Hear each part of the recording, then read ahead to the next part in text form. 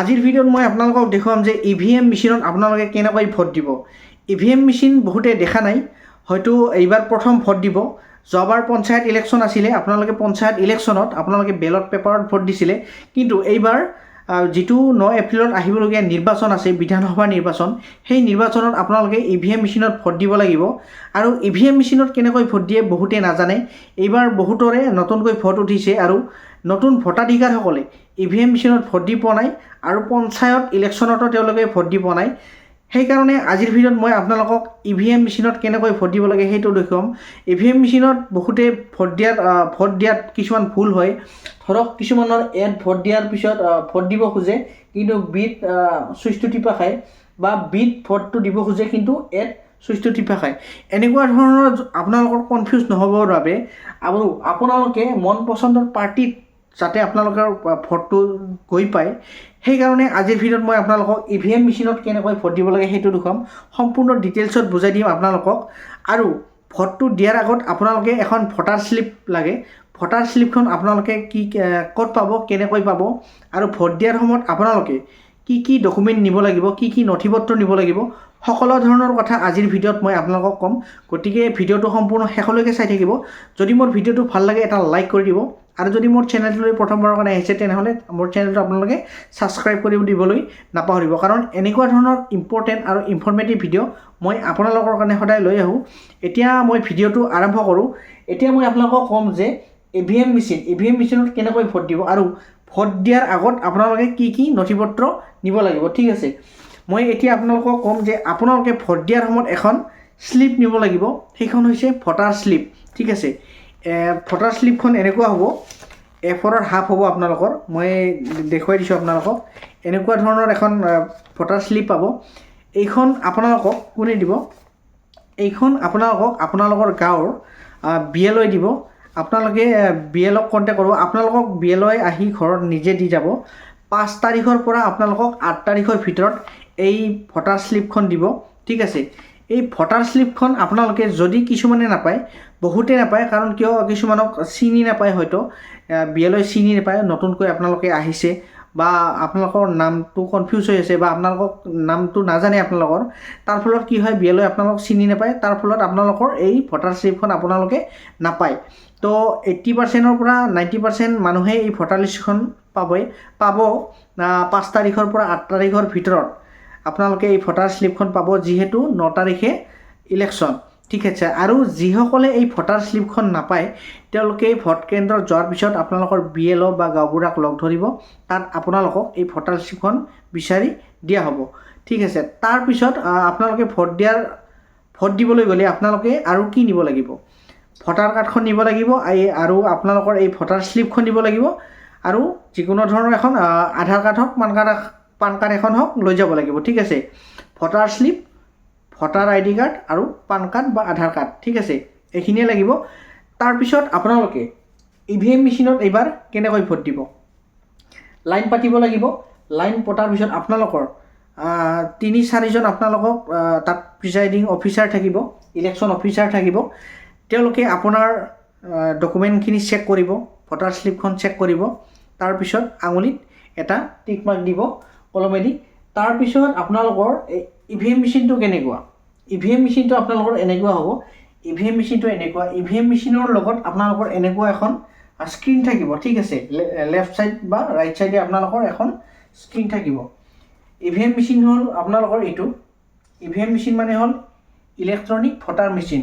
তাৰপিছত ইয়াৰ লগতে এখন স্ক্ৰীণ থাকিব। এই দুটাৰ এতিয়া মই আপোনালোকক কাম কি সেইটো দেখুৱাই আছোঁ। ইয়াতে আপোনালোকৰ যেকেইটা কেণ্ডিডেট, আপোনালোকে য'ত ভোট দিব, আপোনালোকৰ যেকেইটা কেণ্ডিডেট, আপোনালোকৰ সমষ্টিত যেকেইটা কেণ্ডিডেট, তাত আপোনালোকৰ চিহ্নবিলাক থাকিব। মই চিহ্ন দিয়া নাই। ধৰক A আছে, B আছে, B চিহ্ন আছে, C আছে। মই ইয়াত মুঠ 1 2 3 4 5 6 7 8টা দিছোঁ। 8টা ইয়াত চিম্বল দিছোঁ। ধৰক A B C D E F G H। ঠিক আছে, কোনোবা তাত 4টা থাকিব, 5টা থাকিব, 6টা থাকিব, চিম্বল আছে। আপোনালোকে ভালকৈ চাব ভোটটো আপোনালোকে ক'ত দিব বিচাৰিছে। যদি আপোনালোকে এড দিব বিচাৰিছে তেনেহ'লে এৰ ৰাইট ছাইডে আপোনালোকে এটা ছুইচ দেখা পাব। ছুইচৰ লগতে আপোনালোকে এটা সৰু চাই চিহ্ন দেখা পাব, লাইট হেণ্ড, লাইটৰ নিচিনা এটা চিহ্ন দেখা পাব। আৰু ইয়াতে আপোনালোকৰ চাইম্বলটো দেখা পাব। চাইম্বল মানে হ'ল আপোনালোকৰ যিটো কেণ্ডিডেট ৱাইজ যিটো আপোনালোকৰ চাইম্বল থাকে, সেই চাইম্বলটো আপোনালোকে লেফ্ট চাইডেদি দেখা পাব। ইয়াতে কিছুমানে ভুল কৰে। কি ভুল কৰে? ধৰক এড ভোটটো দিব বিচাৰিছিলে, কিন্তু তেওঁলোকে চাওঁতে ভুল কৰে। ইয়াৰ বিপৰীতে তেওঁলোকে বিট ছুইচটো টিপি দিয়ে। ঠিক আছে, তো আপোনালোকে এইখিনি ভালকৈ চাব। যদি আপোনালোকে এড ভোটটো দিব বিচাৰিছে, তেনেহ'লে এড আপোনালোকে এনেকৈ যাব আৰু ইয়াত ছুইচটো টিপি দিব। ছুইচটো টিপাতে আকৌ কিছুমানে ভুল কৰে। কি ভুল কৰে? ছুইচটো গোটেইখিনি টিপি নিদিয়ে। ঠিক আছে, গোটেইখিনি টিপি নিদিয়াৰ ফলত কি হয়, ইয়াতে বিপ চাউণ্ড এটা আহে। ইয়াত ছুইচটো টিপা মৰাৰ লগে লগে কি হয়, 2-3 ছেকেণ্ড পিছত বিপ এটা চাউণ্ড হ'ব, পুকৈ চাউণ্ড হ'ব। এইটো যদি চাউণ্ড নাহে, তেনেহ'লে এইটো চাউণ্ড নাহিলে আপোনালোকৰ ভোটটো দিয়া নাখাব বা ভোটটো আপোনালোকৰ কেঞ্চেল হৈ যাব বা আপোনালোকৰ ভোটটো মিছ যাব। তো আপোনালোকে শুদ্ধকৈ কেনেকৈ ভোটটো দিব, এতিয়া মই আপোনালোকক কৈ আছোঁ। যদি আপোনালোকে এড ভোটটো দিব বিচাৰিছে, তেনেহ'লে ইয়াত আপোনালোকে জোৰকৈ হেঁচি দিব লাগিব। হেঁচি দিয়াৰ পিছত আপোনালোকে 2-3 ছেকেণ্ড পিছত আপোনালোকৰ ইয়াতে লাইট এটা জ্বলিব। লাইটটো জ্বলিব আৰু আপোনালোকৰ এটা চাউণ্ড আহিব, পু কৰি।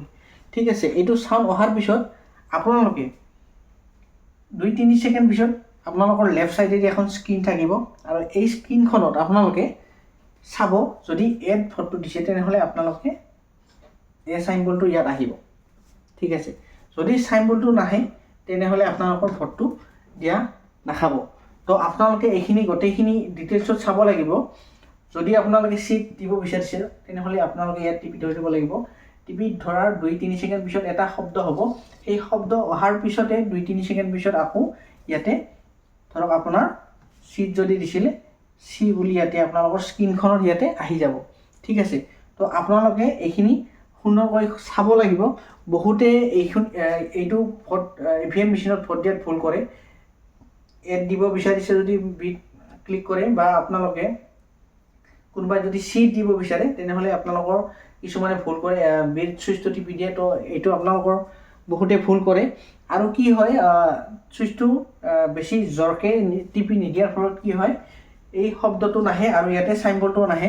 তাৰমানে এইটো আপোনালোকৰ ভোটটো দিয়া হোৱা নাই। ঠিক আছে, ভোটটো দিবলৈ হ'লে এইটো ছুইচ আপোনালোকে জোৰকৈ টিপিব লাগিব। তাৰপিছত ইয়াতে এটা লাইট জ্বলিব আৰু শব্দ হ'ব। শব্দ হোৱাৰ লগে লগে আপোনালোকৰ যিটো চাইম্বলত আপোনালোকে ছুইচটো টিপিছিলে, সেইটো চাইম্বল আপোনালোকৰ ইয়াত স্ক্ৰীণত দেখা পাব।